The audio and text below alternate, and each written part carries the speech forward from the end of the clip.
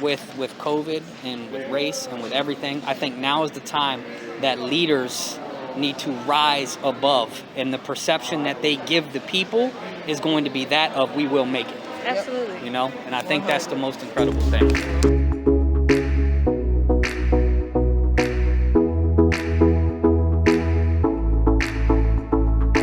We at the train station, y'all. Yeah. Train station. Train station, thematic. So we are here in Washington, D.C. with Raymond and Carrie. Raymond Wright. Eating Sundays. Right way coaching. All right, so introduce you first. My name is Raymond Wright.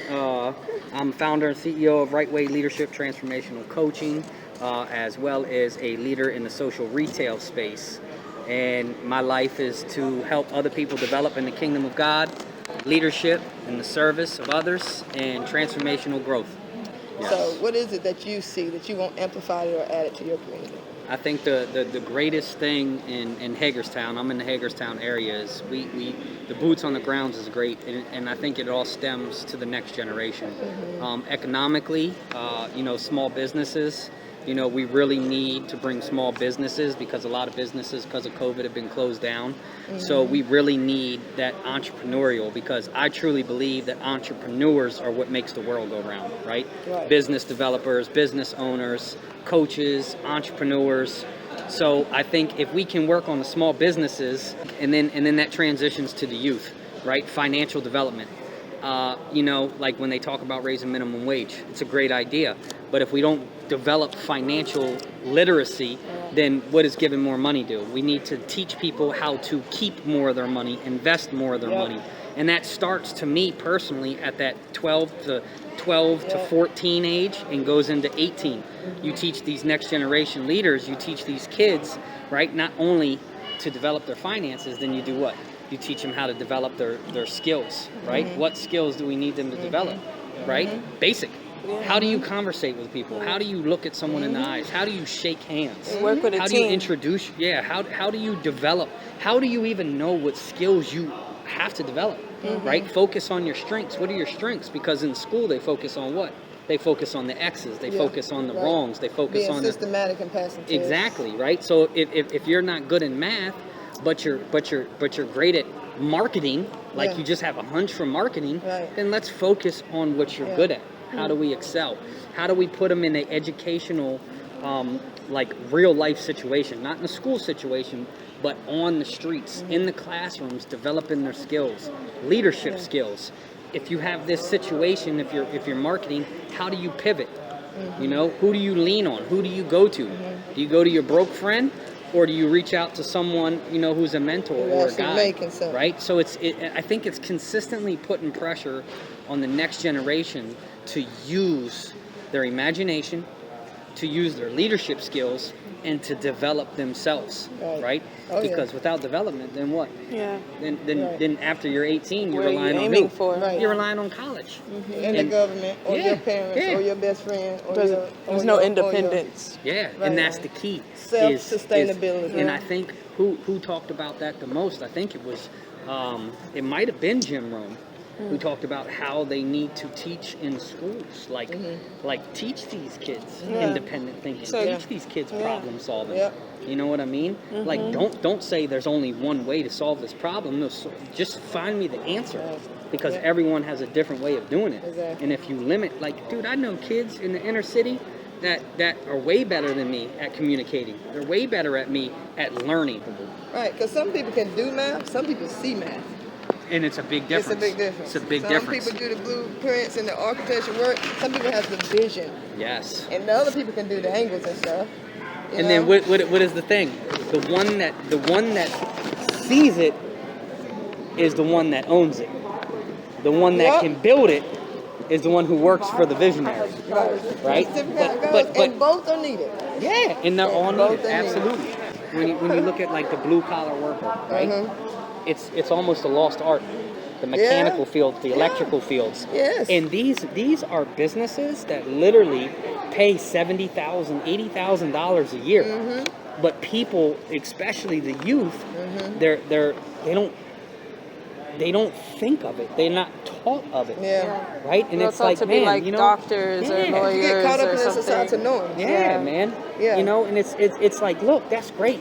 You want to play ball in college? That too. Chase Yeah. your dream. Right. But in the meantime, build a skill. Right. Yeah. Get a side job. Get hustle with Right. with your local electrician making 15, 16, 18 bucks an hour. Let me ask you this. Do you believe that there should be more teenage work programs? Oh, without a doubt. Because when Without I a was doubt. in high school, my mom, like as soon as I turned cool. 13, my mom was like, "You're going to get a job." And I was like, okay. And I was fine with that because I understood that I had to get money Yeah. to pay for the things that I wanted. Like I had that concept down at 13. And so I was trying to look for a job, but I couldn't really find one because of work laws and things. And then finally, there was like this youth work summer program. Yeah. And I kind of did that. And I was working at a library. I was helping put together Meals on Wheels for the seniors. Yeah. And I was Yeah. sweeping out the library, organizing stuff. But then I could only do that when I was 13 and 14. And then I had nothing to do when I was 15 because I had aged out of that. And then when I was 16, I went to work with my cousin at a flea market. You know, once you're 16 in Illinois, Yeah. you can start getting Same into thing. the work business. But it's like, I think what you're saying, like 12 to 14, that age range, Yeah. should be getting involved in more work so they know Absolutely. like different trades. Absolutely. And, you know, not child labor, like enslaving children in factories or getting their fingers cut off like and stuff, actually but like pay them as to learn a you know, craft. minimum wage. Yeah. Right? A minimum wage position. And teach them and the skills I think that next generation needs more than anything is people skills. Yeah. They need to learn how to conversate. Do you know how uncomfortable most youth are with shaking a hand? Right? You know what I mean? But that's the thing. These girls literally ran away from Carrie. She was trying to hand them a Ran. pamphlet. I was like, it's the community pamphlet. She's like, oh, no, it's okay. I don't I'm live like, no, here. it's not okay. She's like, I don't live here. She's like, you know the city. That is so funny. I don't live here. I'm like, it's any city. Any. I said, I don't either. That's some funny stuff. She that's how- recorded it. That's how people are, and it's because everyone is so used. This is the thing: is people are so used to people wanting something Yeah, from them, that, right? That. So it's we have to deliver before we ask anything. We have to deliver, and if we're not able to deliver, then really we need to build a relationship, right? So so many kids, especially in the youth, they're already on the defense, right? And then with them, minimum wage. So you right, minimum wage to them is like not going to get them a pair of Jordans. It makes them feel minimum. It's right. Yeah. So we have to give them some type of incentives. So my thing is what's a dream you guys want? Right. Say, you know, they all want to go to New York, right? Well, you know what? Not you'll get your minimum wage, but as you work, if you work for 4 weeks and you only miss X amount of time and you meet these criterias, which We'll go means on leadership skills, New York. not even like We're I on a want to business see, trip. right? Yeah. We'll take a couple days and we'll go travel New York. Yeah. Nice. Right? Yeah. And then find other people who will develop. And I think I was telling this on the Zoom we did.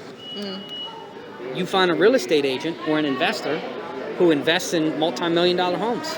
You take these kids to what they only dream of and hear of, and you let them walk around a multi-million-dollar home, and you let them Exposure. begin to think like, I don't have to stay where I'm at. They can't unsee it. Right? They can see it. Take them on a drive in a freaking Porsche or a freaking Lamborghini. You know what I mean?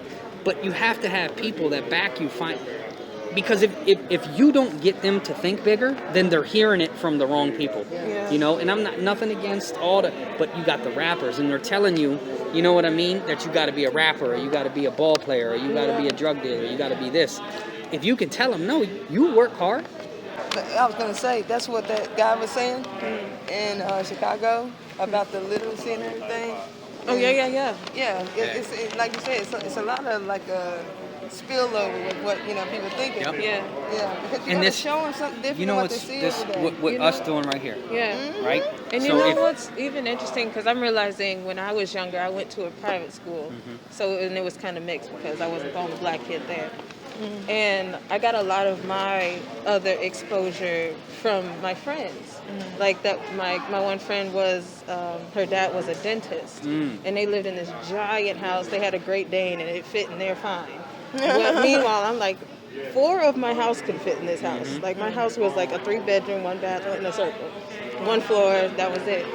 But I realized that you could do something else. Yeah. You know, I kind of grew up in the hood, and I realized like, oh, other people have these other things, and they just do regular stuff.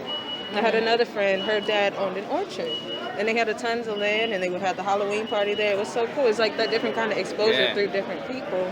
And I think that more adults need to come and grab other kids into the fold instead of expecting them to make friends with other us kids. as adults.